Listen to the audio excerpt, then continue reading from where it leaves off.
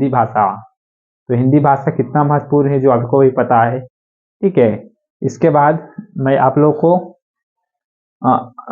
महत्वपूर्ण तथ्य important point आप लोग को मैं बता देता हूं, जो कि यही क्वेश्चन आने वाला है। इम्पोर्टेंट क्वेश्चन आप लोग लिख लीजिएगा, जो कि इस प्रकार है। हम लोग हिंदी दिवस कब मनाते हैं? 14 सितंबर। कब मनाते हैं? 14 सितंबर, क्योंकि 14 सितंबर 1949 को हिंदी राष्ट्रभाषा यानी राजभाषा की दर्जा मिला था। तो अंतर्राष्ट्रीय मातृभाषा कब हुआ? 21 फरवरी। जैसा कि एक हिंदी दिवस मानते हैं, एक हिंदी दिवस को पता ही होगा 14 सितंबर। एक मातृभाषा 21 फरवरी, ठीक है। ये बहुत महत्वपूर्ण इम्पोर्टेंट पॉइंट है, क्योंकि दिवस के रूप में भी याद रखना चाहिए, ठीक है। और भारत में अंग्रेजी को राजभाषा की दर्जा नागालैंड एवं मिजोरम में दिया गया है। नागालैंड और मिजोरम में अंग्रेजी राजभाषा की दर्जा मिल चुका है, ठीक है।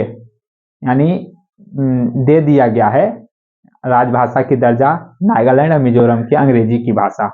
और केंद्रीय अंग्रेजी एवं हिंदी में जो संसद हो, चाहे किसी भी केंद्रीय मंत्रालय में हिंदी एवं अंग्रेजी भाषा का ही प्रयोग किया जाता है, ठीक है।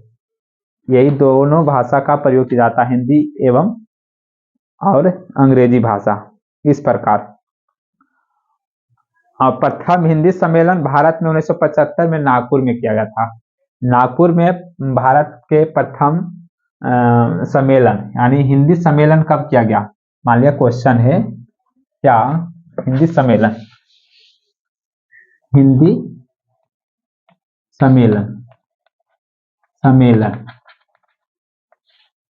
कब हुआ? 1975। कहाँ? नागालैंड। कहाँ हुआ? नागालैंड, ठीक है। इस तरह हिंदी सम्मेलन 1975 में नागालैंड में किया गया, ठीक है। ये भी इम्पोर्टेंट पॉइंट है। और हिंदी को राष्ट्रभाषा बनाने का विचार सर्वप्रथम बंगाल में उदित हुआ था। यानी इसका उदय, यानी हिंदी भाषा का उदय कहाँ से हुआ गया? तो बोलेंगे बंगाल से, ठीक है।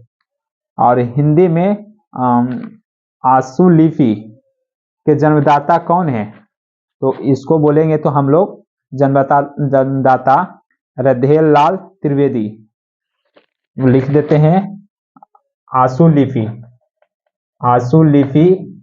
के जन्मदाता कौन है? तो मैं आप लोगों को बता देता हूं, राधे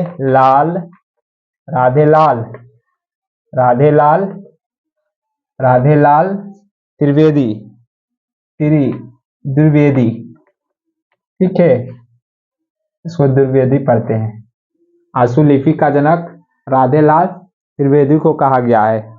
इस तरह संसार का सबसे बड़ा महाकाव्य कौन सा है? महाभारत। हिंदी का सबसे बड़ा महाकाव्य ऐसे माना गया है तो पद्मावत को। हिंदी का अगर पूछेगा, हिंदी का महाकाव्य अगर बोल दिया जाए तो बोलेंगे पद्मावत को। पद्मावत सही बोल रहे थे, पद्मावत। अगर बोलेंगे इसे, अगर बोलेंगे विश्व का यानी संसार का सबसे बड़ा महाकाव्य किसको बोलते हैं? हम लोग बोलते हैं महाभारत को। कौन से? महाभारत को। ये सब इम्पोर्टेंट पॉइंट है, क्वेश्चन में ये सब आता है। किसी भी कॉम्पिटिटिव एग्जाम हो, ये सब कॉम्पिटिटिव एग्जाम के लिए मैं इम्पोर्टेंट चीज बता रहा हूँ। उसके बाद विश्व के आदि भाषा क्या है? महाकाव्य रामायण है। तथा इनके आदि कवि कौन है? तो बोल देंगे हम लोग वाल्मीकि को माना जाता है। रामायण के रचनाकार वाल्मीकि हैं। तो भारत के प्रथम राष्ट्र कवि कौन है? मैथिली मतलब कि मैथिली शरण गुप्त।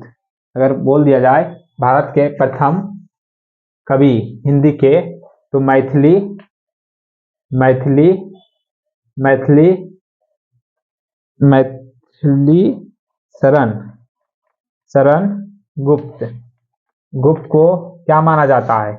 तो इनको हम मानते हैं, इनको हम भारत के प्रथम राष्ट्रकवि भारत के किनको मानते हैं? राष्ट्रकवि भारत के राष्ट्रकवि प्रथम किनको मानते हैं? मैथिली शरण गुप्त को, मैथिली शरण गुप्त को। और हिंदी में यानी आधुनिक युग को, यानी आधुनिक युग को किन्हें माना जाता है? तो बोलेंगे हम लोग महादेवी वर्मा को, महादेवी वर्मा महादेवी वर्मा वर्मा ठीक है, यानी आधुनिक जनक। और सर्वप्रथम राष्ट्रकवि मैथिली शरण गुप्त को। और इसके बाद हिंदी साहित्य के सुकुमार कवि किन्हें कहा जाता है? सुकुमार कवि सुमित्रानंद पंत को, सुकुमार कवि किन्हें माना जाता है?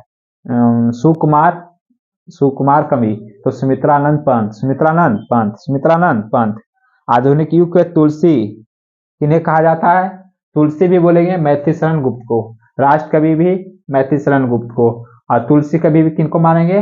मैथिली शरण गुप्त को। आधुनिक कवि किन्हों मानते हैं? महादेवी वर्मा को। और सुमित्रानंद पंत को क्या माने हम लोग कहते हैं? सुकुमार कवि, ठीक है, सुकुमार कवि। और हिंदी के आदि आदि कवि कौन है? हिंदी के आदि कवि मीराबाई को आदि कवि, ठीक है, आदि कवि मीराबाई, कवित्री मीराबाई, यानी लिखते हैं मीराबाई। अगर पूछ दिया जाए तो बोले राष्ट्रकवि तुलसी मैथिली शरण गुप्त को, क्योंकि इन्हें तो राष्ट्रकवि के नाम से बाल लिखते हैं, तो तुलसी कवि के नाम से भी जानते हैं। तुलसी कवि किनको बोलेंगे? तो मैथिली शरण गुप्त को ही।